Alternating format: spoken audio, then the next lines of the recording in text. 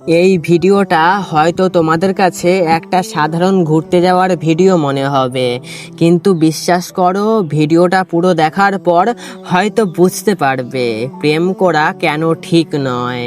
ভিডিওটা শ্যুট করেছিলাম অনেক দিন আগে, ভেবেছিলাম কোনো একটা স্পেশাল দিনে ভিডিওটা পোস্ট করব।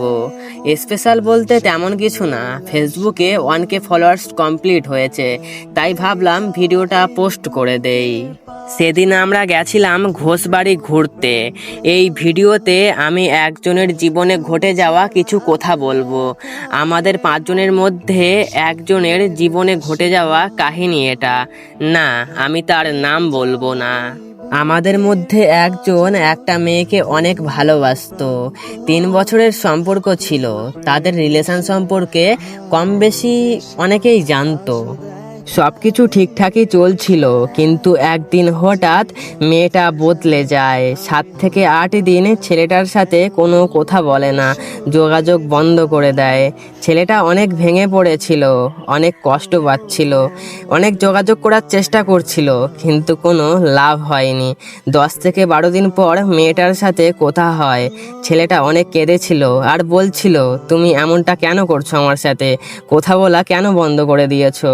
কিন্তু মেয়েটা একটাই কথা বলেছিল, সবাই চাইছিল আমি বদলে যাই, তাই আমি বদলে গেছি। আমি তোমার জীবনে আর ফিরে যেতে চাই না।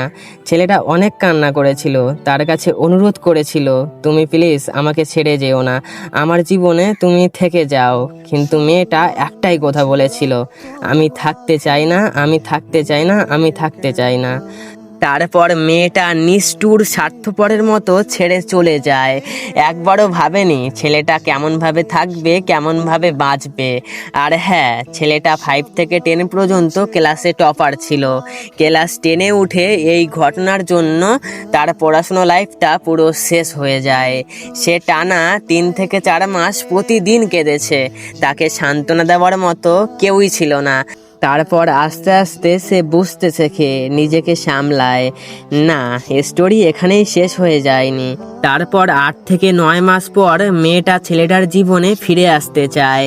প্রথমে ছেলেটা ভেবেছিল যে তাকে না করে দেবে, কিন্তু পরে ভাবলো সে তো এখনও তাকে ভালোবাসে, তাই একবার সুযোগ দেওয়াই যায়। 2 থেকে 3 দিন ভালো মতো কথা হয়েছিল, কিন্তু বাংলা প্রবাদে আছে, কুকুরের লেজ কখনো সোজা হয় না। হ্যাঁ, মেয়েটা আবারও চিট করে, কথা বলা বন্ধ করে দেয়, আবারও ছেড়ে যায়। তোমরা হয়তো ভাবতে পারো আমি এই স্টোরিটা অন্য কোনো ভিডিওতেও তো বলতে পারতাম, তাহলে ঘুরতে যাওয়ার ভিডিওতে কেন পোস্ট করলাম? শোনো তাহলে, ছেলেটা মেয়েটাকে এই জায়গাটাতে ঘুরতে আনবে ভেবেছিল, তাই নিজে গিয়ে শ্যুট করে পোস্ট করলাম। আর তোমরা কমেন্ট করে জানাও তোমাদের ভালোবাসার মানুষটা এখনো কি তোমাদের আছে?